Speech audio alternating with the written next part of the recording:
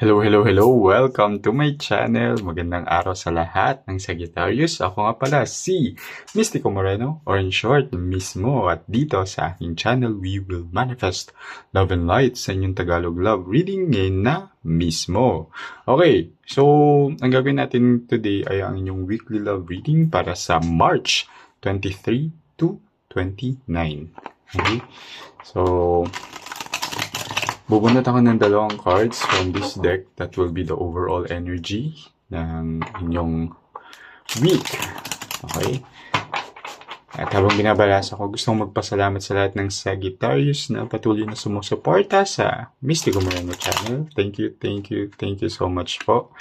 Please continue to support by liking this video. It helps the channel grow. Okay? And comment na rin kapag nag-resonate itong reading. At sa mga bago, please subscribe na po para updated rin kayo sa mga ipopost ko pang videos. Okay, sige, simulan na natin. Okay, I'll take the third card. Okay. Dahil March ngayon, time flies, no? Mag-end na ang first quarter of 2026. Aries season na. Okay. So, first card, Strength. Second card, Temperance. Okay. Alright. So, I can see here that this week, yung energy between you and your person, there will be ma-overcome ninyo yung challenges na recently kinakaharap ng connection ninyo or ng relationship ninyo. Okay, and for you to really resolve this, it requires, syempre, courage. Kung mayroon kayong mga fear na parang fear to talk or confront the person, or roles can be reversed, di ba, hindi nyo ma-resolve yung situation. But I can see here that, ma-overcome nyo yung challenges, and there will be an action that will be taken, and magiging proactive naman kayo to do that. Kasi here, the Temperance card is a card of peace and reconciliation. So, yun naman talagang gusto nyo mangyari. So, whatever you had in the yung mga challenges na meron kayo, okay, or hardship sa relationship, okay, kung wari, hindi siya conflict, right? Pwedeng hardship lang ng relationship, like for example, may financial concerns, okay, or merong health issues, ganyan, hindi naman siya necessary conflict. So, whatever hardship or challenges or obstacles for a smooth and happy relationship, gagawin nyo naman ng paraan. Okay? You will act on it. You'll be proactive to resolve it. Okay? Pag-uusapan nyo siya. And here with the Temperance is, ayusin nyo yun. There will be peace and reconciliation in a sense na, ayun, yung, syempre, because of the challenges and conflicts, merong naapektuhan naman yung connection din. Pero tingnan natin in more detail yung reading. Bubunot ako ng 8 cards from this, and habang binabalasa ko, I would like to remind everyone, as always, that this is a collective reading. So it may or may not resonate sa inyo. Pwedeng hindi ko na sagap yung energy nyo sa reading na to. So, abangan nyo na lang yung mga susunod ko pang love reading. Kaya, dapat nakasubscribe kayo para updated kayo sa mga ipopost ko pa. Or, pwede nyo panoorin yung mga past videos ko. Baka isa doon ay mag-resonate sa inyo. Dahil, timeless naman talaga ang mga tarot and oracle reading. And best to book a personal and private reading. So, nasa description box naman yung email address ko. Kasi, mas magiging align yung reading sa energy ninyo. Nakatunin tayo sa energy ninyo. Okay? Kaya, message lang kayo. Alright, to book a reading. Okay, sige. Tingnan natin. So, I'll get the third card. I'll march pa rin ngayon. First card, si Temperance. Nag-double confirm lang siya na ano naman, ang goal niyo naman talaga is ayusin to at ibalik sa peaceful and harmonious relationship to reconcile. So, I think, yeah, yung obstacles might be also something that led to a conflict. Pwede kasing yung root cause iba. Kung root cause is something about sa finances. Pero dahil, yun nga, may concern sa finances, eventually, nag-evolve siya into something, conflict or argument between the two of you. Okay, so, di ba? And, yeah, pero tingnan natin. Second card, the Empress. Okay? Third card, Wheel of Fortune. O, puro major arcana na yung naglalabasan. Fourth card, Four of Coins.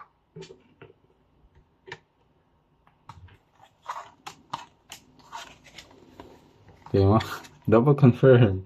Tingnan mo, first line, Temperance. Second line, Strength card. Okay. So, it's just a double confirmation. Sixth card, okay, the Tower. Oh, major arcana na naman. Okay. 7 card, Six of Swords. And last card is the Emperor. Oh, wow. O, diba? Major arcana yung overall energy ninyo. Tapos,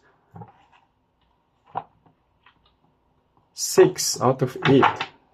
So it's really something na very significant. Significant tong mga kaganapan sa inyo this week. Okay, and bottom of the deck, see? The World, another major arcana, which you don't see coming. Galing. Okay, sige. It's a nice reading naman. So, as I mentioned, yung energy, there's temperance. You want to restore the peace and harmony sa relationship ninyo. That's why there will be a reconciliation na nag-root sa isang issue or concern sa connection. So, may mga challenges, obstacles, okay, hardships kayong napagdaanan recently, and you want it to be resolved na and to restore na yung peace and harmony between you and your person. Kasi, mahal nyo yung isa't isa. As shown here by the Empress, there's a lot of care, a lot of, alam mo yun, affection and love towards each other. Okay? So, kaya gugustuhin nyo talaga na magkaayos to. And here, there's really an opportunity to work things out and make the relationship shift from something so-so to something way, way better. Okay, as shown here by the Wheel of Fortune.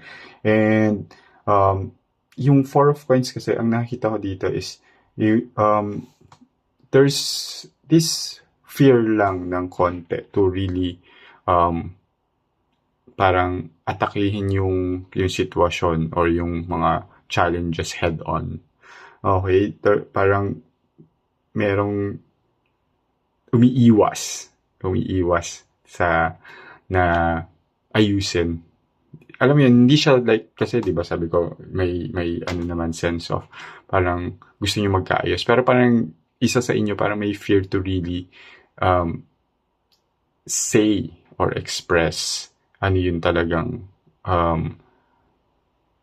gusto niya sabihin or express. Okay? And kaya sinasabi dito, strength, you really have to be confident and courageous kasi strength is a card of courage, bravery, confidence. Kaya yung whatever mga hesitation ninyo, sabihin nyo na lahat, i-all out nyo na para mas maging malinaw, magkaroon ng clarity. And, di ba nga, it's a cliche, pero truth will set you free, di ba?